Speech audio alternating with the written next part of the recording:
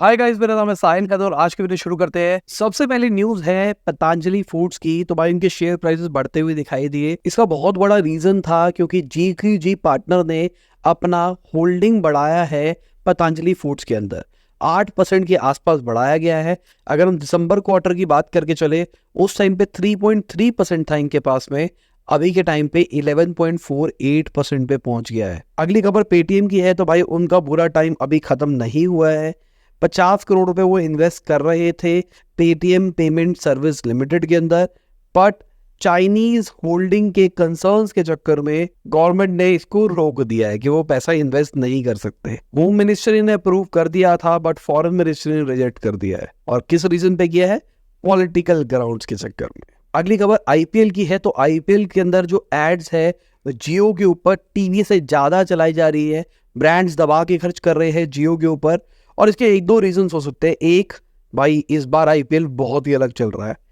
एक साइड पे हम देख रहे हैं बहुत ज्यादा रन बन रहे हैं और एक साइड पे देख रहे हैं बिल्कुल भी रन नहीं बन रहे हैं। तो मतलब कहीं ना कहीं बहुत तगड़ा आईपीएल तो रह रहा है। और दूसरा, जियो ने फ्री कर दिया है जिस चक्कर में व्यूअरशिप बहुत ज्यादा बढ़ गई है। मैं अपनी सोसाइटी की बात करके चलूँ तो गार्ड जियो फोन के अंदर, उस छोटे वाला जो फोन होता है उसके अंदर जियो सिनेमा खोल के मैच देख रहा होता है। मैंने जियो का एड प्लेटफॉर्म नहीं देखा है कि वो किस तरीके से काम कर रहा है, बट मुझे ऐसा लगता है कि बहुत ज़्यादा कंट्रोल होगा। आप टारगेट कर पाओगे किस लोकेलिटी को टारगेट करना चाहते हो, किस शायद डिवाइस को करना चाहते हो या किस टाइप की सेगमेंट को करना चाहते हो।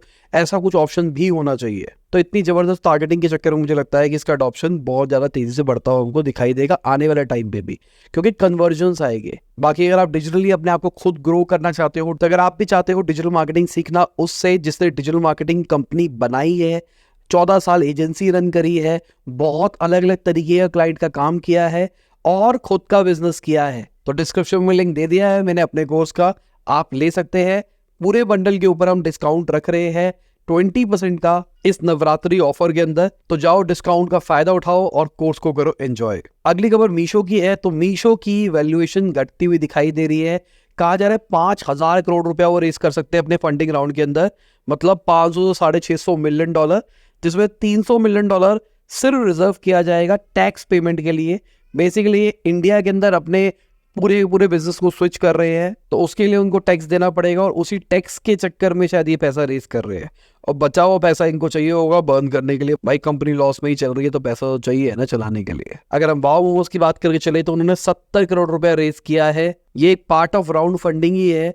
480 करोड़ का राउंड हो गया है जिसके अंदर 70 करोड़ उन्होंने रेस किया है। अब इनका प्लान है कि अपने QSR ब्रांड्स को और ज्यादा एक्सपेंड किया जाए। बाकी अगर आप अपना खुद का कभी रेस्टोरेंट फूड आउटलेट खोलना चाहते हैं तो अभी हमने जो इनसाइटफुल और के ऊपर एपिसोड डाला था उसको जरूर देखना, आपको समझ में आएगा फूड का बिजनेस किस तरीके से बनाया जाता है, ऑडियंस को कैसे समझा जाता है। अगली खबर गवर्नमेंट और एनवीडिया की टाइप की है।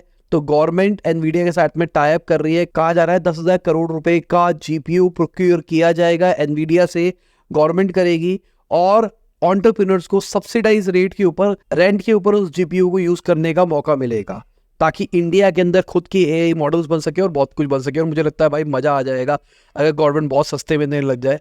बहुत सारे लोग अपना खुद का मॉडल ट्रेन कर पाएंगे बहुत ही सस्ते के अंदर, और कहीं ना कहीं इंडिया के अंदर AI स्टार्टअप्स बन पाएगी और एक एज मिलेगा। जैसे अगर आज के टाइम पे हम बात करके चले, जितनी भी बड़ी कंपनी है वो .com के टाइम पे आई थी, 2000 के आसपास में बनी थी।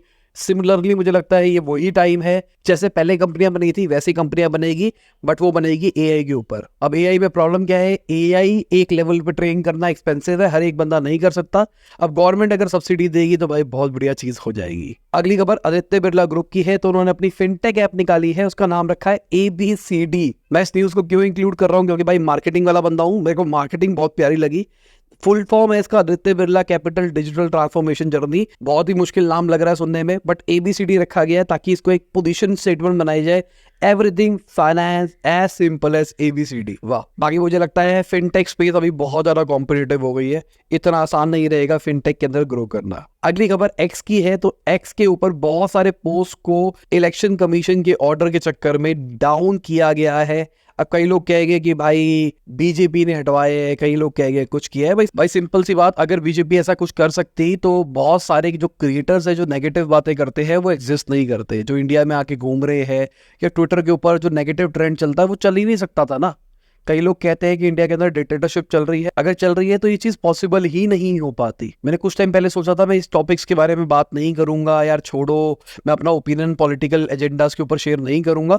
बट अभी रिसेंटली अगर आप साहिल का टॉक शो देखते हो हमारा, तो वहां पे हमने ना धर्म के ऊपर एक वीडियो बनाई है कि धर्म क्या है, what is right, what is wrong. तो उन्होंने एक बहुत इंपॉर्टेंट बात बोली और वो बात ना मुझे हिट कर गई। अगर आप देख रहे हो अधर्म हो रहा है और आप उसके ऊपर आवाज नहीं उठा रहे हो तो आप भी अधर्मी बनते हो। तो मुझे पता है यार कितना जबरदस्त मार्केटिंग मैनिपुलेशन चल रहा है, मुझे समझ में आती है सारी सारी चीजें। बाकी मैं इस चीज से दूर रहना चाहता था क्योंकि मुझे लगता है ये वाली जो ऑडियंस है ना बहुत नेगेटिव ऑडियंस है, इसलिए मैं ऐसा कंटेंट बनाने के अगेंस्ट था। बट मुझे लगता है कि मुझे कंटेंट बनाना पड़ेगा। इस चैनल पे नहीं, पता नहीं कहाँ बनाऊंगा, बट और बना पाऊंगा या नहीं बना पाऊंगा पता नहीं, बट मुझे लगता है कि यार जरूरत तो है। अब दूसरी साइड पे अगर मैं ट्रम्प की बात करके चलूँ तो उनका जो सोशल मीडिया प्लेटफॉर्म है वो लाइव स्ट्रीमिंग पॉसिबिलिटीज भी लाने वाला है। बेसिकली उनका कहना है जो लाइव टीवी स्ट्रीमिंग होती है वो होगी, रिलीजियस चैनल्स आ सकते हैं, न्यूज़ चैनल्स आ सकते हैं, और बहुत सारा ऐसा कंटेंट जिसको कैंसिल कर दिया गया है, सस्पेंड कर दिया गया है, जहां पर फ्रीडम ऑफ स्पीच के चक्कर में चीजों को रोका जा रहा है, वो उसको सबको ओपन कर देंगे। अब सिंपल सी बात, ट्विटर के अगेंस्ट बन रहा है प्लेटफॉर्म।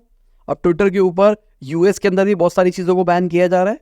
तो थोड़ा कॉमन सेंस लगाओ, हर जगह पे कंटेंट को रोका जाता है जहां पर कंटेंट गलत डायरेक्शन में या फिर नेगेटिव डायरेक्शन में लोगों को इंस्पायर करता है। अगली खबर टेस्ला की है। तो भाई टेस्ला की वैल्यूएशन $500 बिलियन से नीचे पहुंच गई है। उनके शेयर प्राइसेस घटते हुए दिखाई दे रहे हैं पिछले कुछ टाइम से, और बहुत बड़ा रीजन है कि भाई सेल्स घट रही है, कॉम्पिटिटर्स बढ़ रहे हैं। अगर हम एप्पल की बात करके चले तो एप्पल ने वेबसाइट्स के थ्रू ऐप डाउनलोड अलाउ कर दिया है आईफोन के अंदर, यूरोपियन यूनियन के अंदर। इसके अंदर कुछ रूल्स लगाए गए हैं, कोर टेक्नोलॉजी फीस टाइप की चीजें लगाई गई है। बाकी ओपन कर दिया है, बट बहुत स्मार्ट तरीके से ओपन किया है, बहुत सारे लोग इसको ऑप्ट ही नहीं करेंगे। अगली खबर अमेजोन की है। तो अमेजोन ने अमेजोन लाइव निकाला है अमेजोन प्राइम के अंदर, जहां पर लाइव के अंदर क्रिएटर्स वगैरह आ सकते हैं और प्रोडक्ट्स को बेच सकते हैं। मतलब आप कह सकते हो लाइव शॉपिंग के ऊपर आ रहे हैं। मैं 2014-15 के अंदर एक कंपनी में काम करता था जहाँ पे मैं मार्केटिंग हेड था। वो कंपनी भी यही कर रही थी, ई कॉमर्स के अंदर वीडियोस के थ्रू प्रोडक्ट बेचने का प्लान कर रही थी 2014-15 में। बहुत अर्ली था उस टाइम पे, इंटरनेट पेनिट्रेशन इतना अच्छा नहीं था, उतने ज़्यादा फंड्स नहीं थे कंपनी के पास में, इसलिए वो शायद इतना बड़ा प्रोडक्ट आज नहीं बन पाया। बट वो होम शॉप 18 के फाउंडर ने शुरू किया था जब रिलायंस को बेची थी कंपनी, तो उसके बाद में वो शुरू किया गया था। बट शायद मेरे हिसाब से टाइमिंग सही नहीं थी। अगर हम टिकटॉक की बात करके चले तो भाई वो भी नए फीचर्स लेके आ रहा है। एक फीचर लेके आ रहा है जहाँ पर लाइव इवेंट्स की टिकट बेची जाएगी। अब देखो यार, सोशल मीडिया का फ्यूचर यही है, सोशल मीडिया के अंदर ही सब कुछ आएगा। अभी हम देख रहे हैं ना अमेजोन जैसे प्लेटफॉर्म, एग्रीगेटर प्लेटफॉर्म, मुझे लगता है एक बड़ा स्विच आने वाला है जहां पर सोशल मीडिया के अंदर ही प्रोडक्ट बिकना शुरू हो जाएगी। जैसे इंस्टाग्राम पे टेस्टिंग चल रही है, यूट्यूब के ऊपर आपने देखा होगा कई क्रिएटर्स की मर्चेंडाइज वगैरह नीचे दिखाई देती है। सिमिलरली ऐसी चीजें क्रिएट होती हुई हमको फ्यूचर में दिखाई दे सकती है। अगली खबर GTA गेम पब्लिशर्स की है। तो भाई उन्होंने अपनी 5% वर्कफोर्स को निकाला है, 600 एम्प्लॉयज को ऑलमोस्ट निकाला है, बहुत सारे प्रोजेक्ट्स को बंद कर रहे हैं।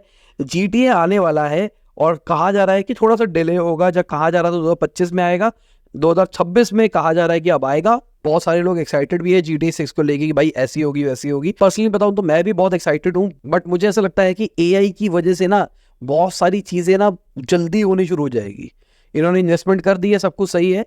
बाकी मुझे लगता है कि जैसे अनरियल इंजन वगैरह है ना, उसके अंदर धीरे धीरे बहुत नेक्स्ट लेवल का AI आ जाएगा और बहुत आसान हो जाएगा गेम्स बनाना। या फिर आप कह सकते हो बहुत अच्छी स्केल्स की गेम बहुत कम खर्चे में बन पाएगी और बहुत तेजी से बन पाएगी, बहुत सारे लोग गेम बना पाएंगे। अगली खबर मॉर्गन स्टैनली की है। तो उन्होंने अपने एशिया बैंकिंग वर्कफोर्स से 13% लोगों को निकाला है, तकरीबन 50 लोगों को निकाला गया है। आपको ये नंबर छोटा दिखाई दे रहा होगा, बट ये बहुत ही ज्यादा बड़े लोग होते हैं जिनको निकाला गया है। अगली खबर फेड की है। तो फेड ने एक बहुत बड़ी चीज बोल दी है, उन्होंने बोल दिया है कि भाई अभी रेट्स कट नहीं होने वाले हैं, थोड़ा सा डिले एक्सपेक्ट करके चलो, क्योंकि इन्फ्लेशन अभी कंट्रोल में नहीं आया और ये जो वॉर की सिचुएशन लग रही है ना, अभी इन्फ्लेशन कंट्रोल आता हो शायद दिखाई भी ना दे।